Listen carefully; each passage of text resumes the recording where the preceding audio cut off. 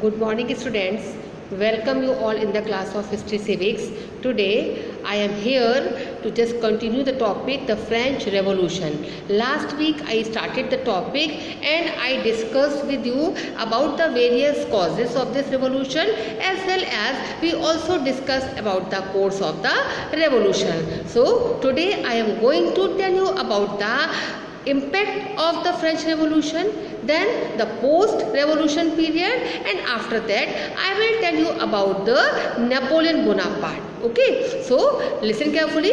First of all, let me tell you about the impact of the French Revolution. So after this French Revolution of 1789, a republican form of government was established in France and monarchy came to an end. Okay, then ideas of liberty, equality and fraternity, they spread across the world and inspired the functioning of the various government. Then citizens of France, they were given various human rights and they were given rights to elect their representatives also. And this French Revolution inspired the freedom movements in other countries. Even in India also, national movement was greatly inspired by this revolution. So these were all the just influences of this revolution. Okay. Now children, let me tell you about the post-revolutionary period in France. Okay, means what happened in France after this revolution. So as I told you right now, just after this revolution, republican form of government was established in France.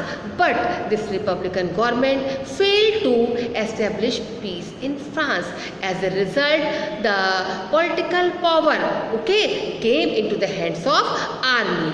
Okay, now in this situation, when France was also involved in various wars also, so it had to bear the heavy expenditure. So among these situations, Napoleon Bonaparte, a young military officer, he rose to prominence, he came to power. Now let me tell you about Napoleon Bonaparte. So this Napoleon Bonaparte, actually he was a young and ambitious officer, okay, in the army, and he was quite ambitious. He had a dream of making France as the greatest empire all over Europe. So in 1799 he became a ruler and a military dictator, and he ruled France till 1814. Okay, Napoleon, now during his reign, Napoleon introduced a new code of civil laws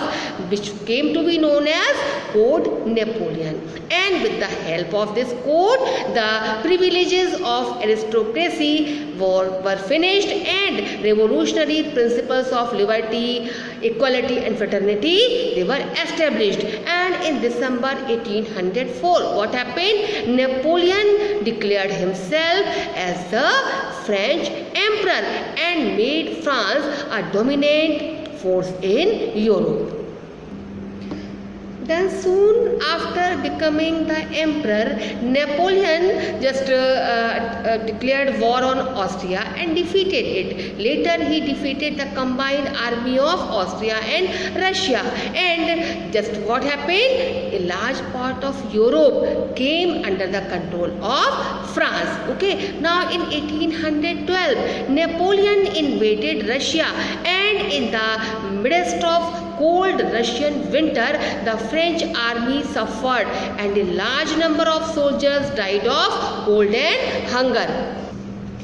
Now the enemies of Napoleon just took an advantage of this cold weather and just to weaken the French army. Okay, now Britain, Prussia, Russia, and Austria. Together they came to defeat France in 1813, and now Napoleon stepped down as an emperor and he was exiled to Elba. Now soon Napoleon returned to France and he raised an army and marched to Belgium.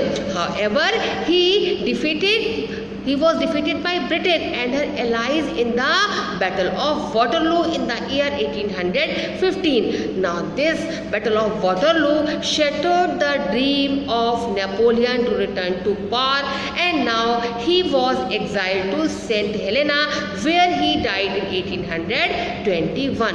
So this was all about this topic, the French Revolution. Today this chapter is finished, and in the next class I will just send you the exercises, and in the live class I will discuss with you the question and answer. Till then, have a good day.